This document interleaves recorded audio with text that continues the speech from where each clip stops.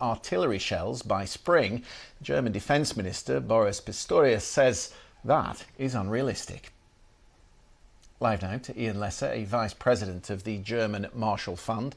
He's joining us from Brussels. Ian, thank you very much for joining us. Can we talk first of all about the level of funding? Because a lot of the speculation ahead of this meeting is that European governments are starting to flag in their support for Ukraine. Did you get a sense of that today, or are they in for the long haul?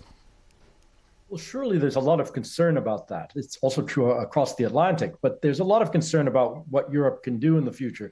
Actually, this Foreign Affairs Council meeting of the last 2 days, foreign ministers and defense ministers, really was a bit reassuring for those who are concerned about this, because it was an opportunity to reflect, first of all, on what Europe has actually been doing.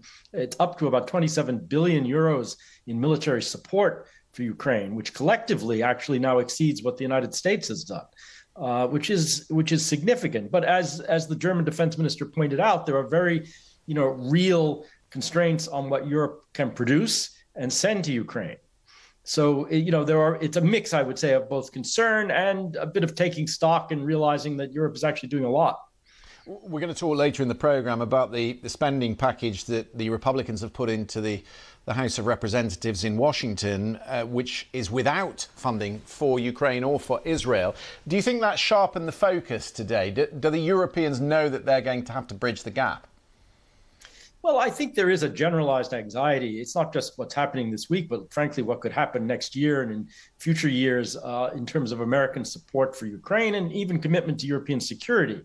A lot of that depends on our election and other things, but it's a highly politicized issue. It's caught up in a lot of budget politics in Washington. So there is this anxiety in Europe that Europe is going to have to keep supporting Ukraine, is going to have to do more, not only in terms of military support and funding, but also in training. And there was a very significant announcement actually coming out of the meeting about a European training initiative to train up to 15,000 Ukrainian troops. This is not insignificant. Ian, how urgent do you think the need for this military aid is now? If the United States is stalling on this 60 billion package and the Europeans have a problem producing 1 million shells by the spring, where does that leave the counteroffensive?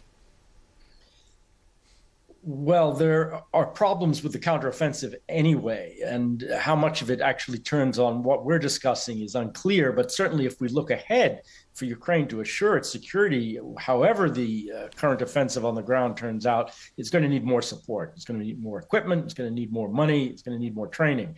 That is coming. A lot has been done. A lot is still being done by the United States. I mean, politics aside, very little of what anyone is sending to Ukraine these days, whether it's Europe or the United States, would get there without American assistance. So most of it logistically is getting there with American assistance today, and that's a hugely important contribution. Ian Lesser, very good to get your thoughts this evening. Thank you very much for that. Before the break.